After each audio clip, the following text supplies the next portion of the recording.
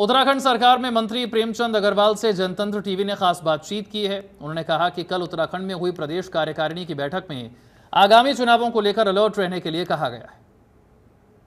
उत्तराखंड में कार्य समिति की बैठक जो है वो संपन्न हुई है। बैठक में किन मुद्दों को लेकर चर्चा हुई है, किन विषयों पर रणनीति बनी है, सीधे जान लेते हैं। उत्तराखंड सरकार में मंत्री हैं प्रेमचंद अग्रवाल जी। जिस तरह से मंत्री जी कल बैठक हुई है, इस बैठक में क्या कुछ विषयों पे चर्चा हुई है, क्या रणनीति बनी है, क्योंकि कई चुनाव नजदीक हैं। देखिए, आप जानते हैं कि जब भारतीय जनता पार्टी का जो काम करने का तरीका है वो यही है कि हम लोग नियमित अपनी बैठकें करते हैं।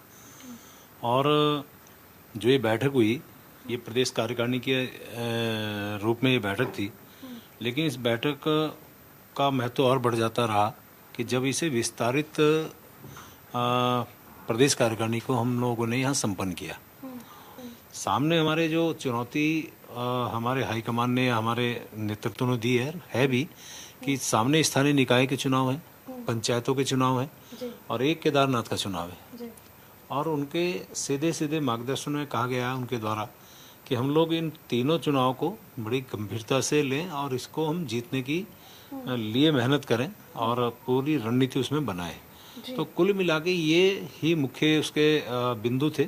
और एक विषय बहुत गंभीर ये भी है कि जिस प्रकार से आज भ्रामक प्रचार के आधार पे कांग्रेस राजनीति कर रही है, चाहे आप देखिए कि मात्र 99 सीट उन्हें मिली और वो ऐसा महिमा मंडन अपना कर रहे हैं कि जैसे वो सरकार बनाने की स्थिति में है। वहीं दूसरी तरफ जिस तरह से केदारनाथ धाम है, वैसे ही देखिए दिल्ली में एक केदारनाथ मंदिर बनाने के लिए नींव रखी जा रही है। और जैसे कि नींव रखी गई, इसमें पूजन में भी देखिए धामी जी भी आए थे और कई अजय टमटा जैसे नेता थे, कई बड़े नेता उसमें शामिल हुए थे और संत भी थे। ऐसे में लगातार उस पर विवाद हो रहा है। वहीं के उत्तराखंड के लोग उस पर विवाद कर रहे हैं, जबकि जो ट्रस्ट उसको बनवा रहा है उनका कहना है कि जब 6 महीने मंदिर बंद रहता है तो श्रद्धालु यहाँ भी दर्शन कर सकते हैं।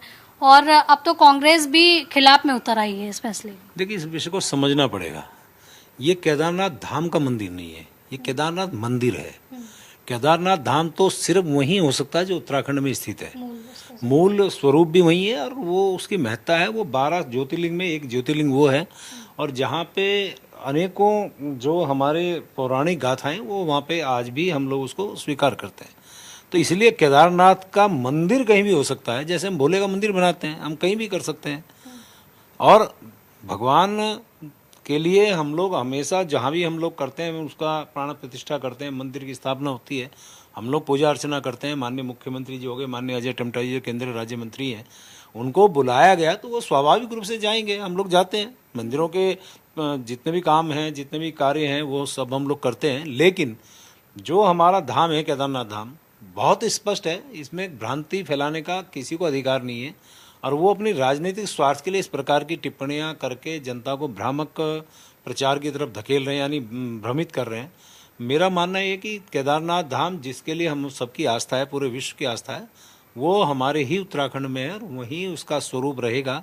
उसमें किसी प्रकार की भ्रांति नहीं होनी चाहिए।